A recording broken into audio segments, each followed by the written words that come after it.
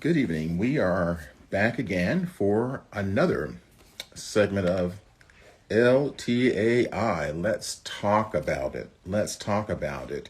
We'll be getting started shortly with Jackie when she comes on, but I do want to thank you all for following us every week. You've been absolutely wonderful and you've been a great support to us. So we're very excited about that. I want to say a shout out to, of course, our Facebook Live audience and also our Instagram audience. We need your help, though, folk. We need you all to start telling more people about us. So we need to increase our likes and our coverage. We believe we're sharing a lot of great information, and it's going to a lot of people, but we'd like to get the information out to a whole lot more people. While we're waiting for Jackie to get here, let's do some updates. Very interesting. I want to thank you guys who are donating to us. We really appreciate that. Keep the donations coming in. I sound like one of those telethons. Keep the donations rolling in, folk. On a serious note, we really do need that. We want to continue what we're doing because we believe we're bringing great coverage, not only to Georgians, but to Floridians and folk in North Carolina and Mississippi and Washington. And they're all over, folks. So we're just very happy that we're able to do this. I am really excited that you all are responding to our request to donate. And also, we'd like for you to all, if you know people that I have been able to help throughout, that is going remarkably well. Many young men from across the United States who I've been working with are now donating to us and they're trying to recruit other people part of the line. Hey, Jackie, how are you doing? I'm wonderful. Good evening, Dr. Miles. How are you? Hey, great, great. I'm going to get you some streaming lights because Yes. you're kind of in Kind the of dark orange there. today. But we're happy to have you on. We're Thank talking, of you. course, I'm thanking our audience for being very supportive of us. And they are just really awesome. The donations are coming in. I want to thank them for also just being followers. And Jackie, we need to increase our viewership. So we've asked our audience to, help us out a little bit. We do. It is important, you and I, you led this effort to have these difficult and uncommon conversations to share with the audience. So we hope and we really do urge our listeners to join us and support this effort. Like I said, don't just come on every week, support it. Put some dollars into it. It doesn't matter what amount. Some regular dollars, make a big difference. So I'm with you in that, Dr. Miles. Like the $10,000 per person. 10,000 per person Yeah, is yeah, easy. yeah. Where's the $10,000 line? Like, where's that $5,000 line? That's Line up, right. folks. But at any Have rate, it. we're just happy to be here with y'all. Jackie, I do want to share something I'm very excited about, and our team is working wonderfully on it. We are launching a series that's called Just Talking, and it is 15 minutes every other day, where I'm giving people 15 minutes of some really hard stuff they deal with. Like, for instance, why do you keep blaming everybody for your destiny? Yeah, I know you need Powerful. love. I know you need love, but first love yourself. I'm not telling y'all anymore. You're gonna have to stay tuned. They're gonna launch it. We are very excited about the team who's putting it together. They're talking about adding music to it. I said that's way too much. But anyway, I you think all it's going to be start telling. wonderful. What were you saying, Jackie? I said, I think it's going to be wonderful. Yeah. Music and So all. yeah. So start telling folk about it, folk. It's called Just Talking with Dr. Miles. Just Okay. Talking. Just And talking. Jack, I gotta give them a little teaser. Something ran across my mind, and it's actually the artwork has been done, and for the audience, it's going to be published like probably in a couple of days. And I hope I can get it right. It says, and it's a biblical, but I put a twist to it. What does a man have to profit the whole world, but never found his soul? Mm. And Lost so, from the beginning. and so we're talking about people who are prosperous, who are doing well, but guess what? Totally unhappy because they never found their soul. Mm-hmm. Okay, I'm not telling them anymore. That's it. That's it. Okay. All right. So, That should be Jackie, lit. I was waiting to hear from you because our audience knows that you started your principalship this week. I did. Last week, at least. It was last week. Okay. So give us an update. Like, don't you have to give us the name of the school? Just tell us, like, how are things going? Are you excited and so forth? I am super excited. I've had an opportunity to meet more of the staff. They are wonderful. They are coming up with ideas. I mean, we really can't keep up with it. So it has been a wonderful welcome and reception, and we are getting ready for our school year. And so this was really a dream position for me. So just total excitement, Dr. Miles. It But doesn't even Jackie, feel like work. you've got to give us a little bit more because this encapsulates what we're talking about. Okay, Yes, thank it you. encapsulates because you have been talking about this thing of educators for a while and Yes, the importance of curriculum.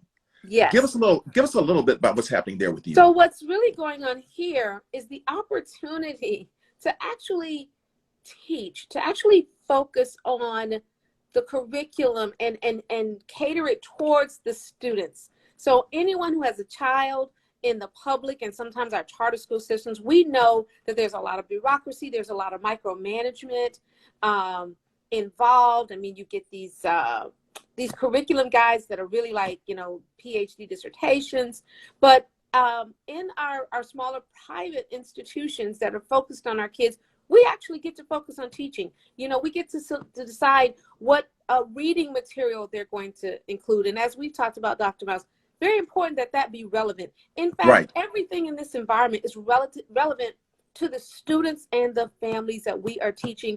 And I tell you, it feels so differently. It does feel a lot like what we talk about here. It's intentional instruction versus just something that someone we don't even know created.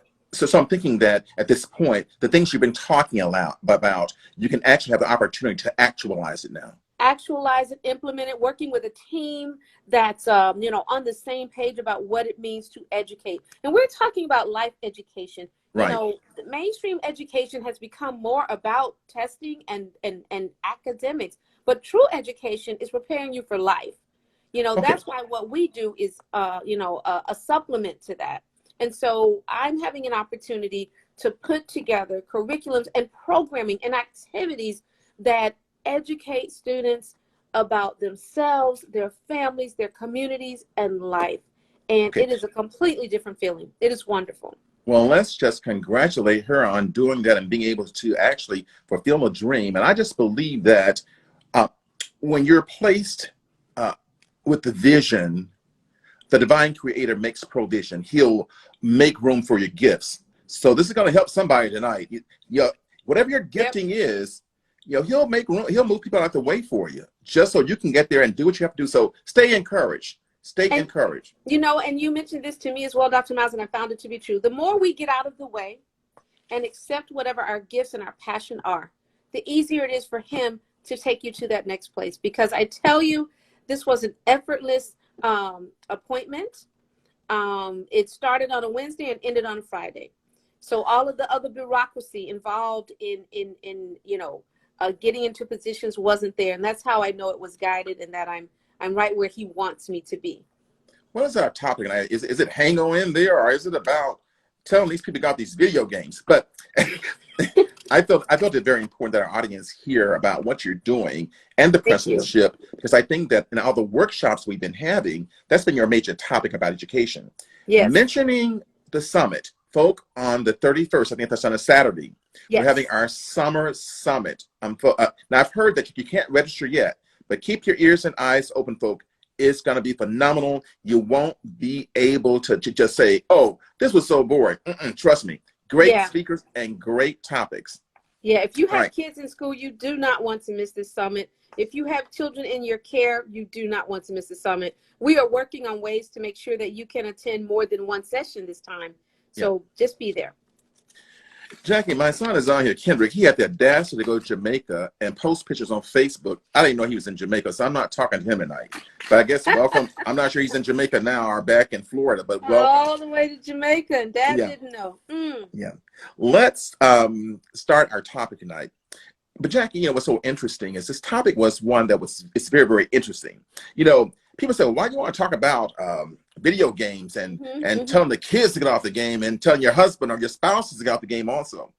But as Jackie and I began to do the research on this, we discovered some phenomenal things, folk. And it's not to encourage you or not encourage you. It is to give you information. As so always. you know what's happening with your children and your spouse. And Dr. Miles, I also think it's important that those who are gamers kind of understand, the larger audience that they're a part of, and what it's about. Because it really isn't as simple as, I like to play video games.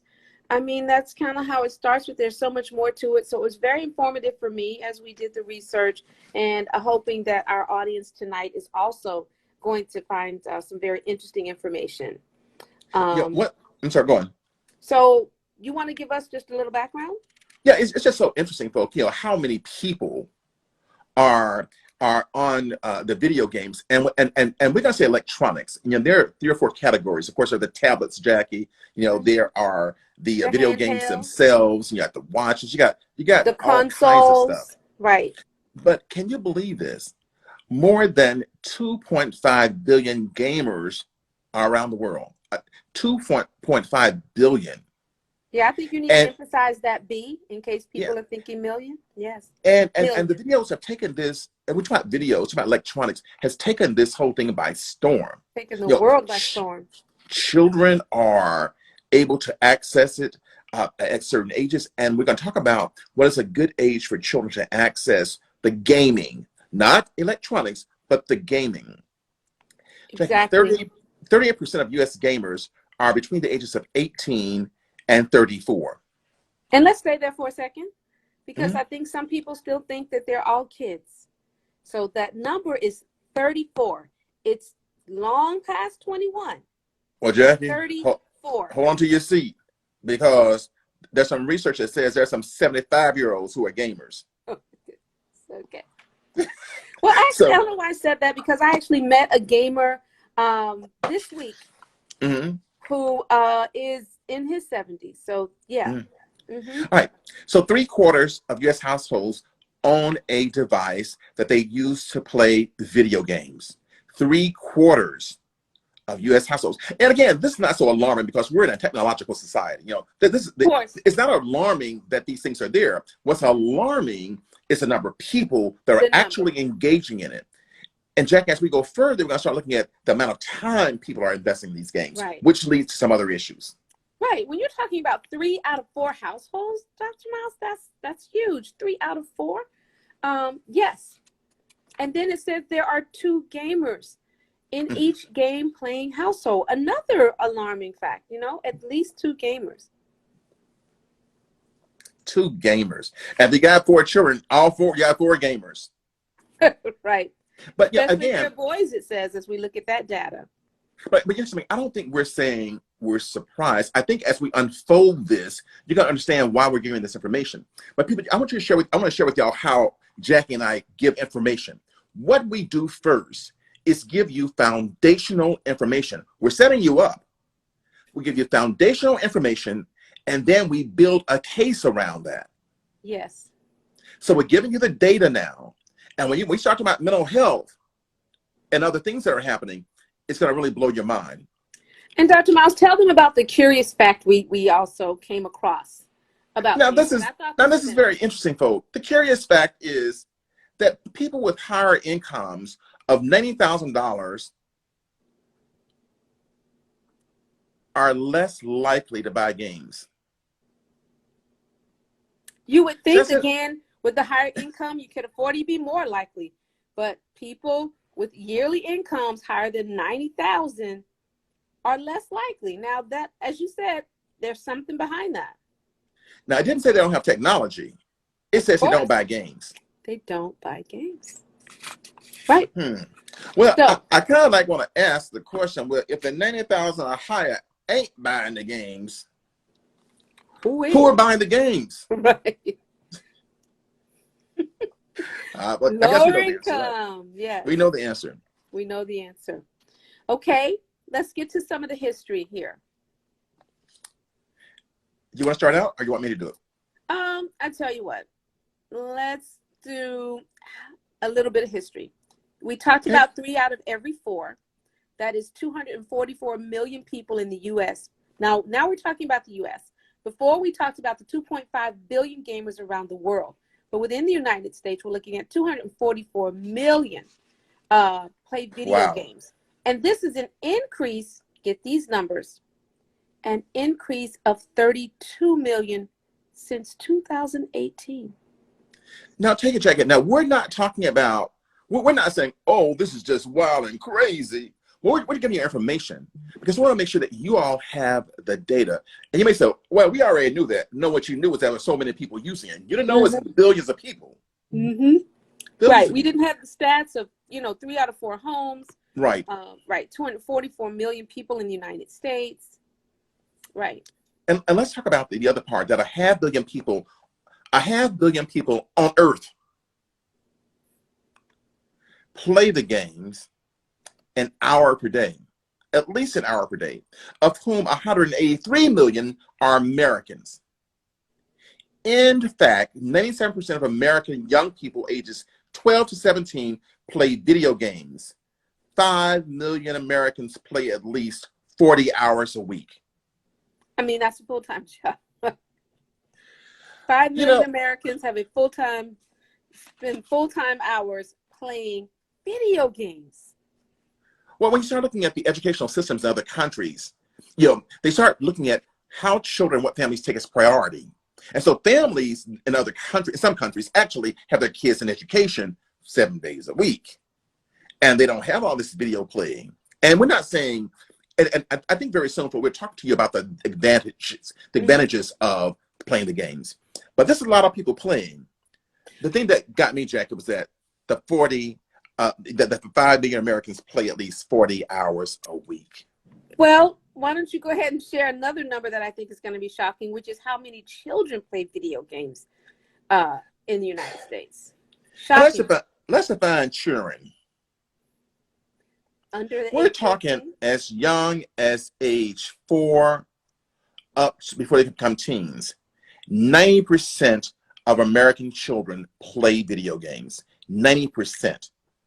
The number might be as high as 99% of boys and 94% of girls. Staggering, Dr. Miles.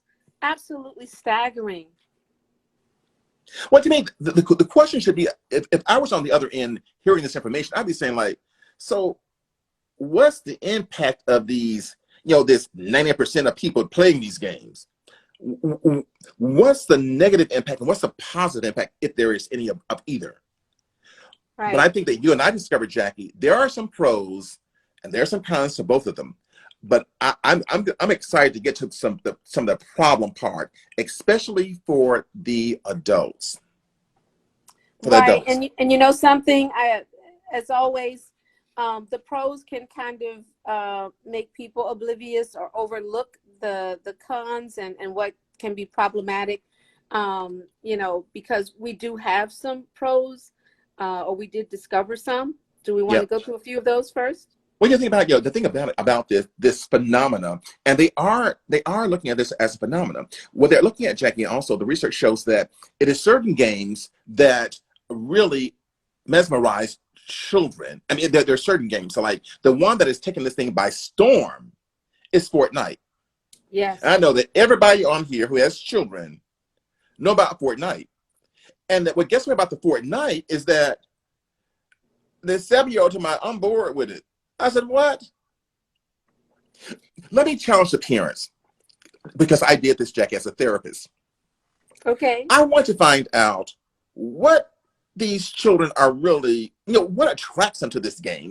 Like as adults said, why are you always playing the PlayStation? Why are you always over there? Don't ever try to figure out why they're doing it.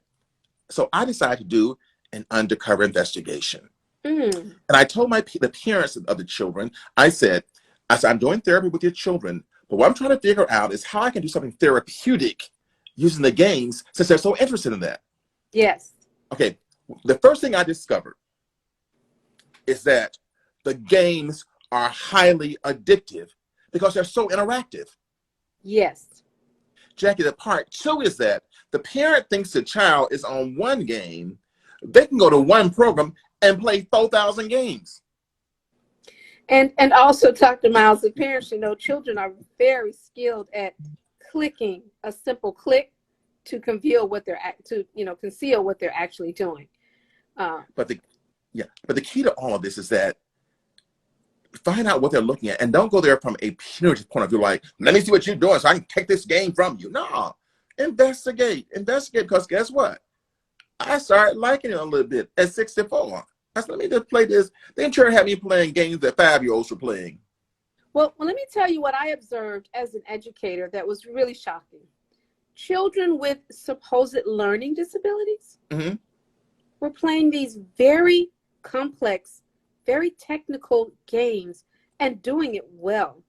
So I asked a student about Fortnite, a student who had a long history of learning disability.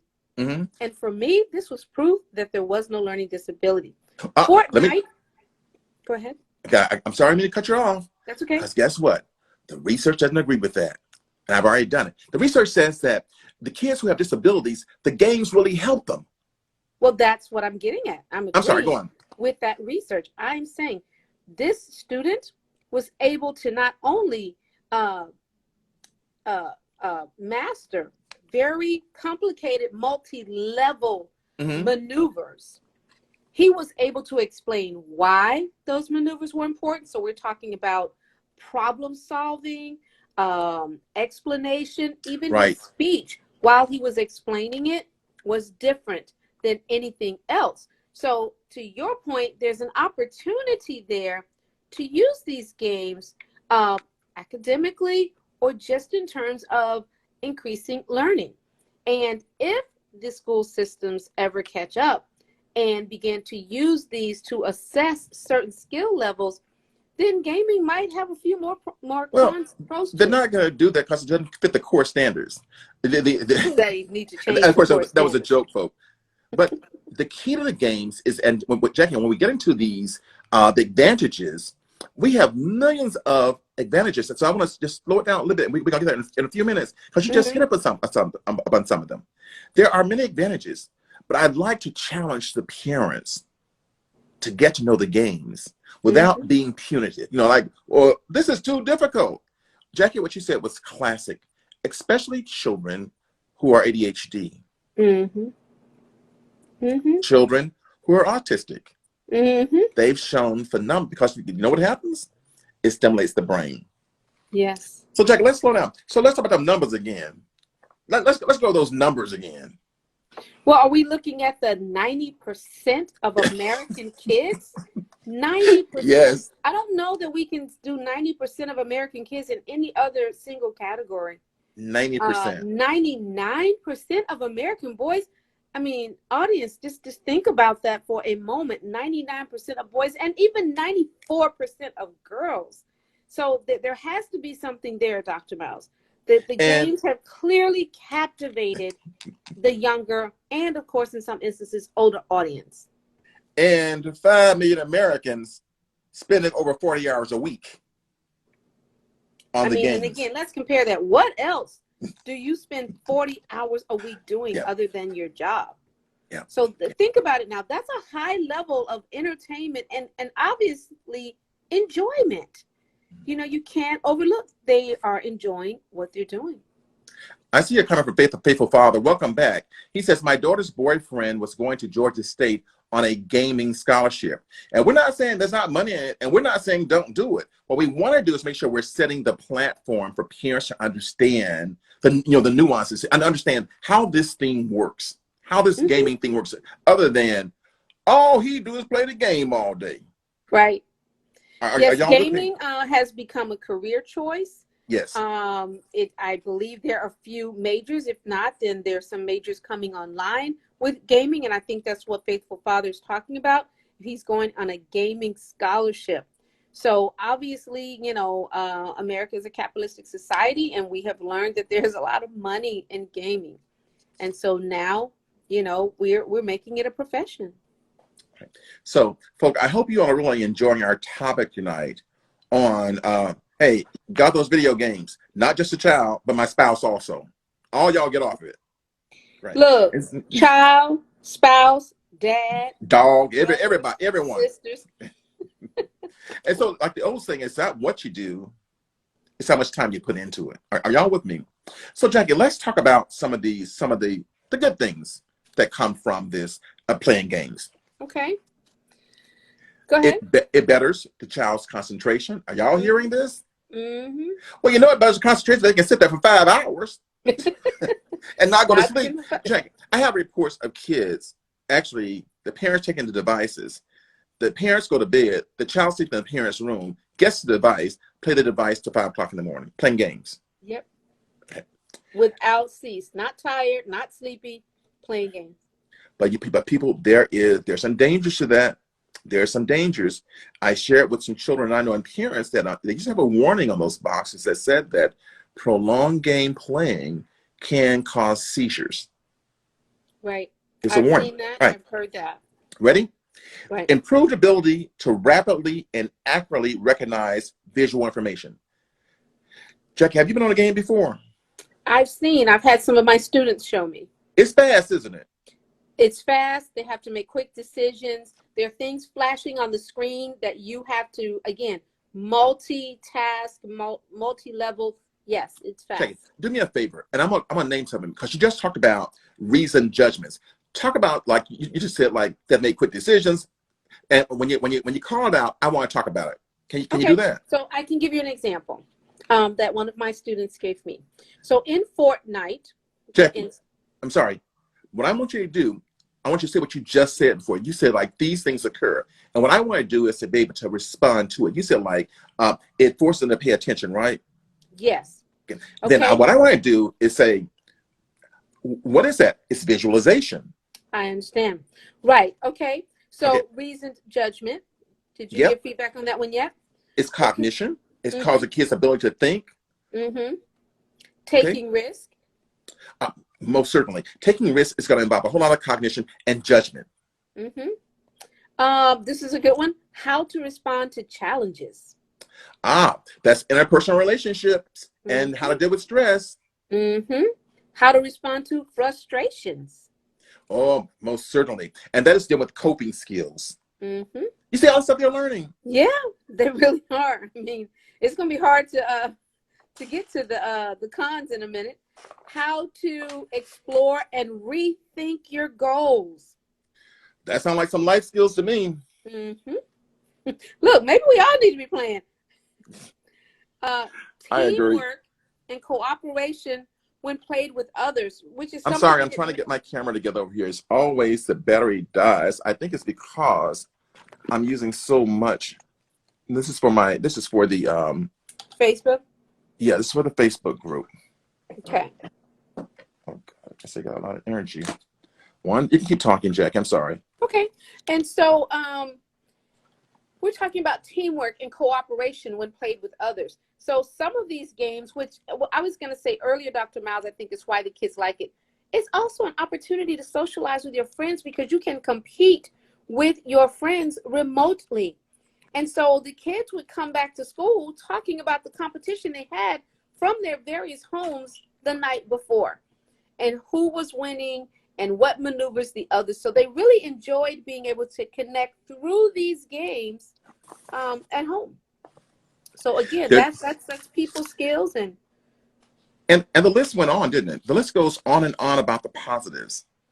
Yes, and management, multitasking, quick thinking, quick responses, and accuracy, and also there was spatial relations. What is the distance between something and something else? Because they have to figure out who to shoot first, what to shoot, what the distance is, and all that.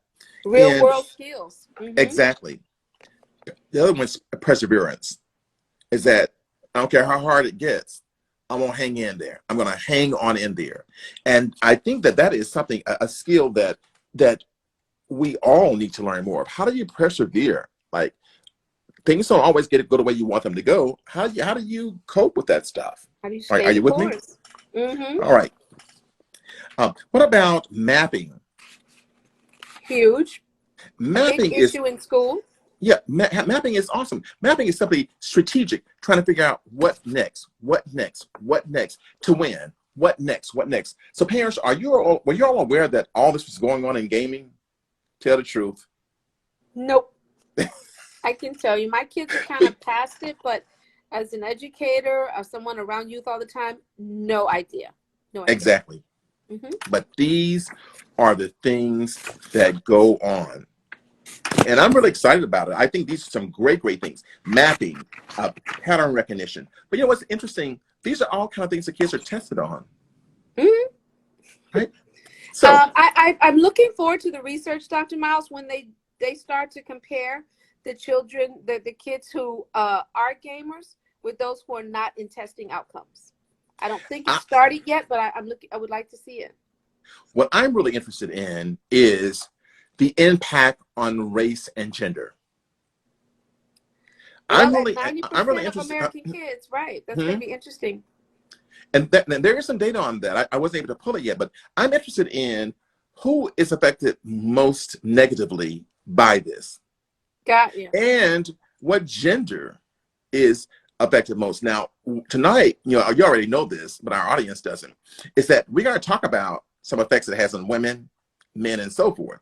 Right. And the data is conclusive. I mean, it's just amazing. All right, so Jack, we talked about the good stuff. The good stuff. Let's talk about now some impacts. The impact that this gaming and we're talking about excess folk. We're not talking about playing 1 hour a day. We're talking about those folk who are spending that 40 hours a week. Right. And the husband who don't go to bed because he playing the game, or Yep. the wife who doesn't For the come to wife. bed. Yep. So, I'm sorry, go on. So the not so good things start out with an increase in aggressive behaviors and thoughts. Most of the bad effects of video games are blamed on the violence they can contain. Children who play more violent video games are more likely to have increased aggressive thoughts, feelings, and behaviors, and decreased pro-social helping. It decreases it. I'm telling you. And we see the evidence of it. Mm-hmm. We see the And evidence in treatment. Go on, I'm sorry, go on. no, I was going to say, and this is headed right to where you're going, and I think alarming to me, harms the brain's gray matter. So now we're talking about a physiological change. The gray matter serves to process information in the brain, and excess gaming can be harmful to your brain's gray matter. Say that again, the way you framed that. Say it's because I think that is critical. Yes, we're talking about a physiological change from playing a video game. Okay, we're talking about changing a physical change again. So it harms the brain's gray matter, and the gray matter is what serves to process information in your brain. So then as a result, your ability to process information can be damaged. Let me give a name of a game. Check. I'm giving a name of a game, but I want you to connect to your talking. Call of Duty, and they all love that game. That game has been cited more harmful and damaging gray matter. Mm-hmm. Call to Duty is, I think, a military ops type game, and that's why they're titled Call to Duty. Again, all of the multitasking, high level, but again, within that, really a simulation of stressful situations. You know, a lot of death and destruction, violence. Ready for this one? Mm-hmm. These games increase in school referrals for violence and oppositional defiance, grand theft auto, Call of I Duty, think they eventually had to pull that one. and manhunt.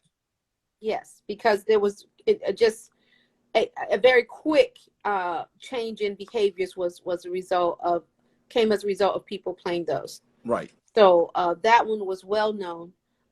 Even Call to Duty just had such drastic effects on those who were playing, but of course we're referring to students primarily. And the kids love those games. No, not only the kids, but now the adults. Right. Now it's bad when the adults' gray matter gets messed up, when the gray matter matches their gray hair. Okay, Dr. Miles. We're gonna have some problems, Miles, but it happens. And we're talking about people who say I enjoy the stuff, and we're not saying don't enjoy it. We're simply saying be aware. Just be aware. Some other. I'm sorry. Go on, Jackie. I was just going to say, and what's happening in the call to duty is that participants mainly use an area of the brain called the caudate nucleus, Mm-hmm. or caudate nucleus. Now, these players navigate through the game terrain using in-system navigation tools or on-screen GPS, relying on navigational habits, and we understand what that means, Mm-hmm. instead of active learning. They Well, that rely sounds. on navigational habits, things that are automatic, instead of learning. And it appears that this causes an increase in the amount of gray matter in their caudate nucleus. Okay, now I gotta say something. Now, Physiological changes. some educators not gonna like me for this one right here. Now they ain't gonna like me. What But I think also schools cause damage to gray matter. Probably so. If stress is a factor, and parents need to test to see how they're going to test. Because they also navigate for children, and they're not able to use their cognitive abilities. Mm-hmm. They're not able to think.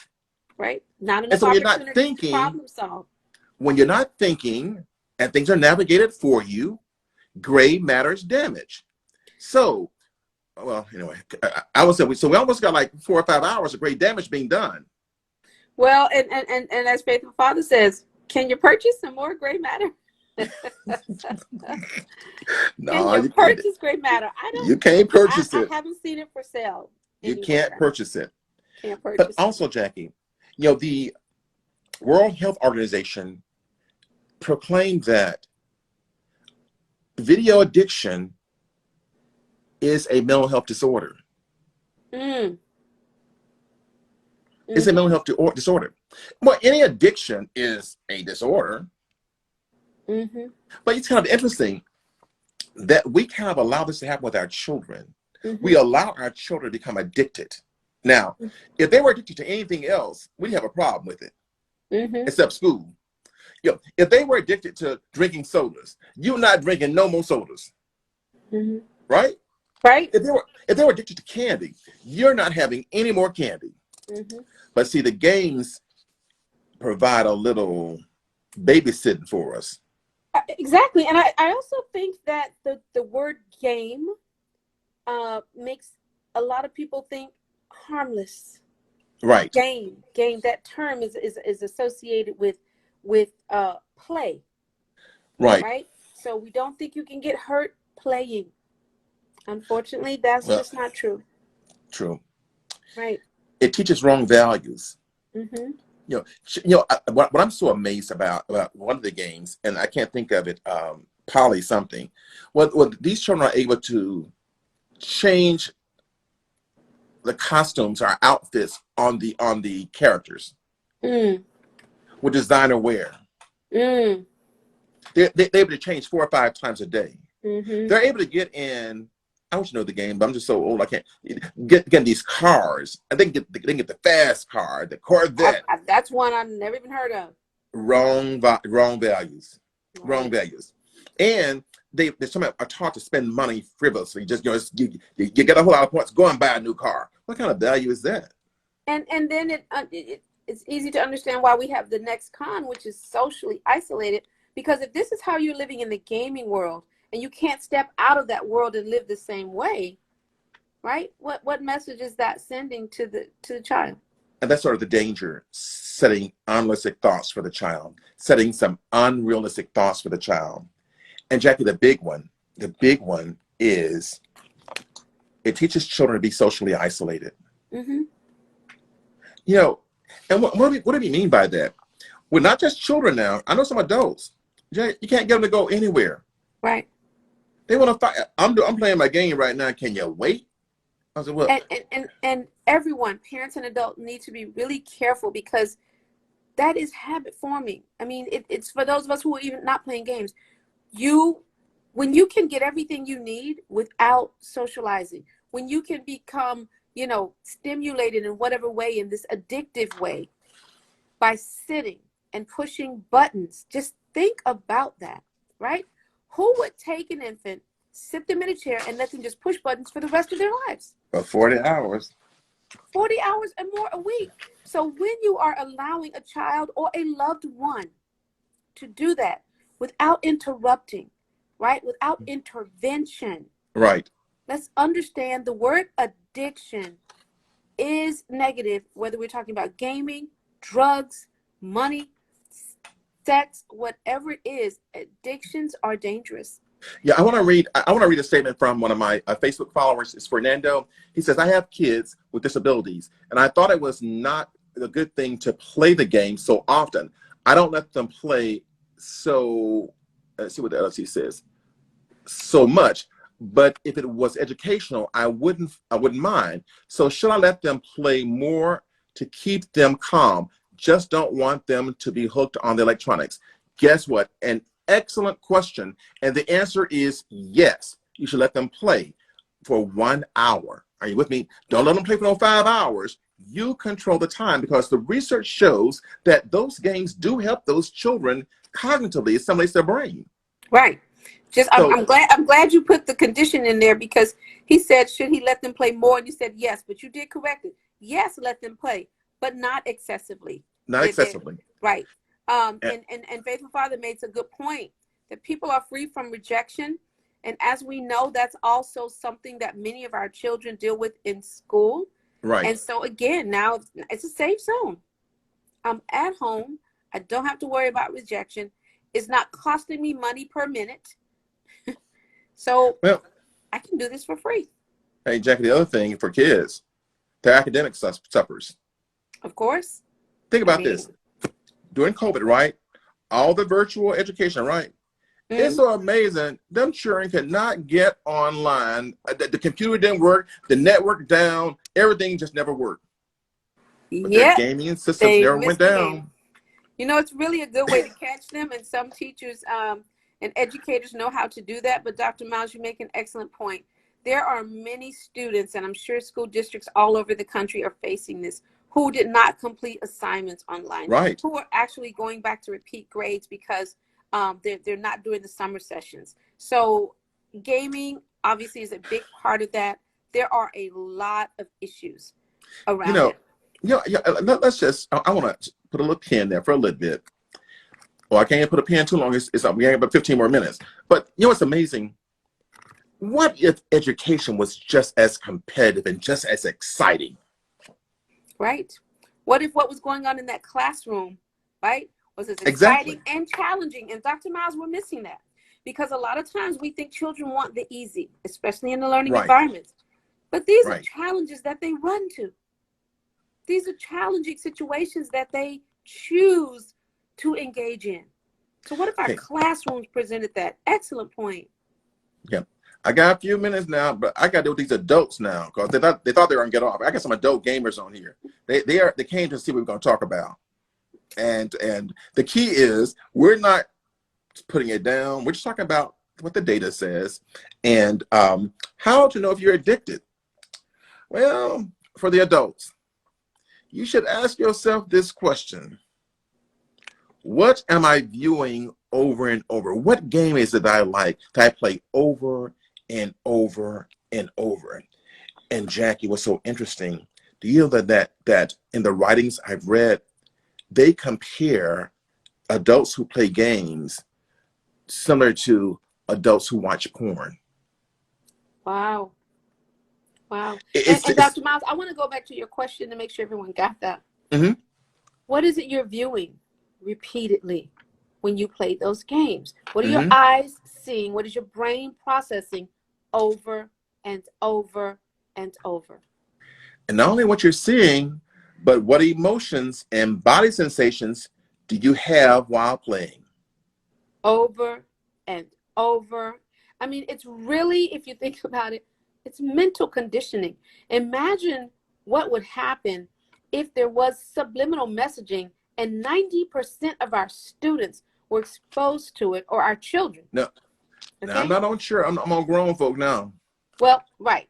Yo, But and that's why I mentioned that porn thing, because right. I want them to get it. It's the same addictive, and Jack, when you talk about asking the questions, these are the same questions you have to ask if that's what you do. What am I viewing over and over again? What emotions and body sensations do I have? How is this affecting the way I view others in real life? Sit there for a second, Dr. Mouse. I want people to think of that. I'm willing to bet we have a gamer or two on. Somebody on actually plays games. And so Faithful father know he a gamer. He know he a gamer. And I bet Fernando is a gamer too. And so you say, how is this affecting the way I view others in real life? Right. I can tell you, for some, as Faithful Father's pointing out, they prefer the virtual world. Yeah. All their needs are being met. Because they don't have to deal with the real world. Yep. Am I closer to reality, empathy, and compassion?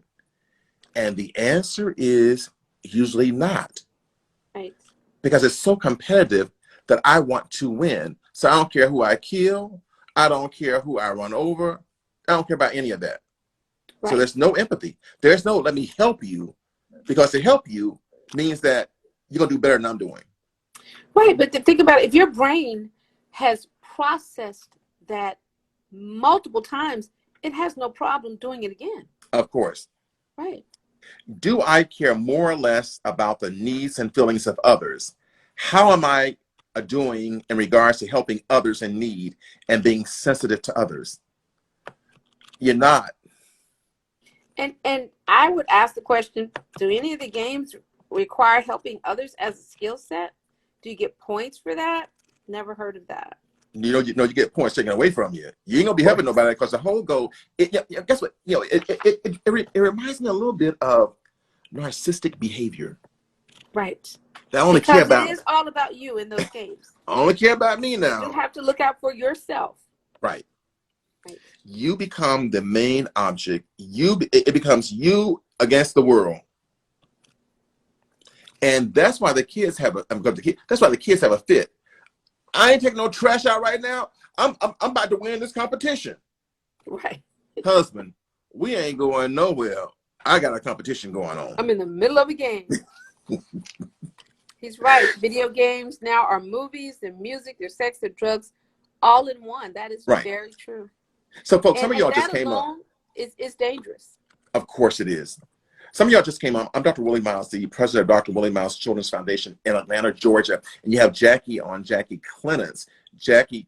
Hampton Clennis. Jackie's out of Fort Lauderdale in Weston. So she's on also. And I see Fernando joined us on Instagram because Jackie, he wants to see you. You got to get on Facebook. Happens. Okay. Hi, you got to get on Facebook. Nice to have you joining us on Instagram. Okay. It's me. Let's talk about other things that happen with these adults, and we are getting close to time. Women who regularly play video games had both higher levels of depression and lower overall health status compared with women who didn't. That's alarming. Okay, all women, put the games down now. Let's read that again, Dr. Yeah. Let's women who regularly played the games had both higher levels of depression and lower overall health status compared with women who didn't play. And men who concentrated time on the console were more likely to have elevated BMI, being fat, being heavy, and report more time spent on the internet than men who are not gamers. Mm-hmm. So in other words, because you ain't moving, you gain weight. Of course. Now check this out though, Jackie. It talked about gaming, but it didn't say spend more time on gaming. It said spend more time on the internet. There's a lot more you can do on the internet than gaming. Another good point by Faithful Father, husbands are married to their partners and the games. So the polygamy is real. You're married to multiple entities. Absolutely. No, tell Faithful Father he's wrong, because that PlayStation was not at "To Death Do Us Part." It is now, though. That's all right. The thing. But these are the things. This is how this affects adults. How it affects adults. Now check this out. Adult video game players from non-players, they find it consistent with previous research pointing to the willingness of an adult video game enthusiast to sacrifice real-world social activities to play the video games. I've seen that over and over again. They sacrifice real world things. Let's go to the theater. You got to be crazy. Not in Let's the go middle of hang this out. game. Mm-mm, mm-mm. Because as you said, Jackie, that one game, it fits all of their needs. Mhm. And they rushed back to it because, again, just like drugs, you don't realize the addictive nature. When you've got to get a score and you need to score higher, and then they allow you to play with friends and strangers, by the way, so that you can compare scores. It is a never-ending challenge, right? It's one you Jackie, will never actually master, so it's an addiction. there is a significant correlation between hours spent logged on and gaining weight. That's another reason Higher to drop it. numbers, higher number of poor mental health days, and lower levels of sociability and assertiveness. Hmm. These are adults who play games. Hmm. I guess So I if, kind of witnessed it. hmm I have sons who play games, and hmm they playing games. Guess what? They'll be in the they room for don't want to go 1,000 hours. You never see them. They don't go to the bathroom. They don't eat no food. They just Yeah. Now imagine being married to someone who's doing that and having to find a way to help them uh in the addiction, right? Because it appears to be so harmless, but it's not. Jackie. The Entertainment Software Association reports that the most frequent gamers are spending 6.5 hours per week playing games with others, with many gamers reporting 10 to 15 hours a week spent online. Um, some gave the experience I mentioned before, similar to pornography, including intense drug-like stimulation, challenge and excitement of a quest or a problem to solve, a sense of power, a sense of authority, a sense of heroism, and an alternative lifestyle. Mm-hmm. Mm-hmm. No surprises there anywhere. But again, I hope we have brought information that people will think twice about. So whether there's a gamer in your house or a gamer in your siblings' home or your nieces or your nephews or students, please try to raise the alarm um, for Mhm. the adults in the house, the But non-addicted if adults. even if you don't have any of those, maybe you're the one. Maybe you're the If one. you don't have anyone in your house who experiences these kind of things, you're the ones. Right. Check When we're out, talking about 90% of yeah. youth, Dr. Miles, we all have to know people who are doing this. I sort of want to close out with this. There are warning signs of gaming addiction. Mm-hmm. Many gamers experience depression and anxiety when they're away from the game. Gamers like to lie and hide about the amount of time they actually spend online and struggle with weight gain because they're sedentary habits. They may also react with anger or irritability when their gaming time is limited or questioned. Right. Right. We did have a question, Dr. Miles, and you may want to answer. It's in our chat. So what is the recommended amount for teenagers to play each day? I'm putting 1 hour a day, but look it up. You also want to comment? And the answer is 1 to 2 hours per day, Mm-hmm. not more than that. Mm-hmm. And so again, just think of this as any other addiction. If you have a child, spouse, whomever, friend, brother, sibling who's playing 4 to 5 hours a day, you need to gradually try to walk them back. And I'm sure that might involve some alternative activities and behavior. So it won't be easy, but it's certainly Well, important. But also, I mentioned, Jack, I have kids in therapy who have this kind of problem, right? And what I Of advise the course. parents is I advise the parents, the child cannot control the amount of time they spend on. The parents have to actually physically remove the gaming system from the child's room. And And don't put it oftentimes, somewhere else where they can go and pick it up because and they will. oftentimes it's not in their rooms. The parents have to actually lock it. That's how addicted our kids are to these games. Right. Right. So, And that's our point. Do not underestimate this addiction. Don't call it anything other than an addiction. because that's what it is. Jackie, the time always flies by so quickly, but this was a great conversation, a great topic.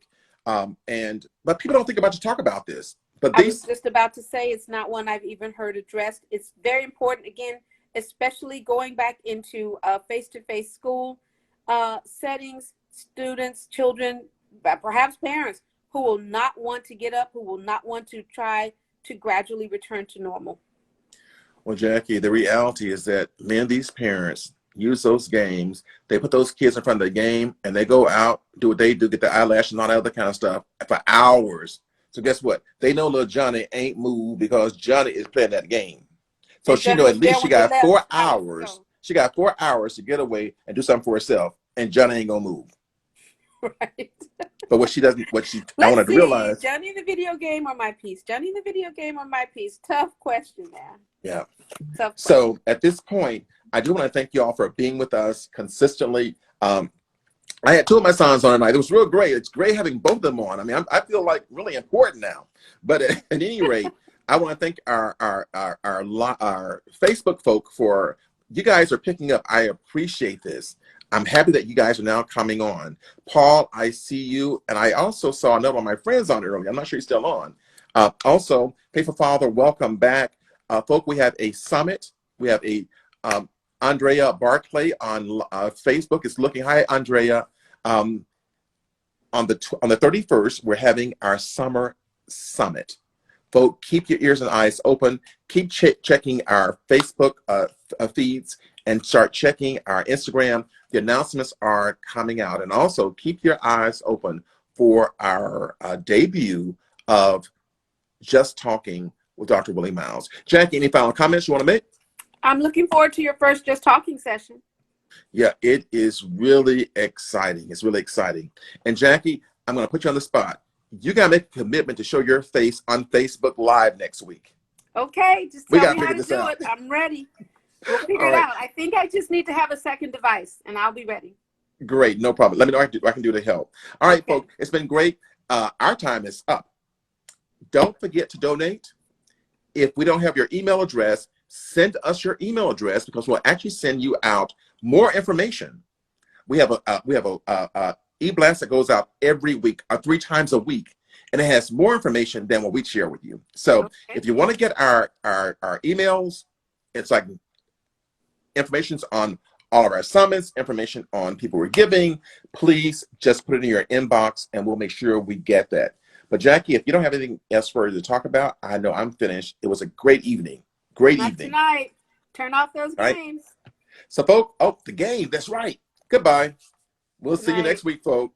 Have a good one.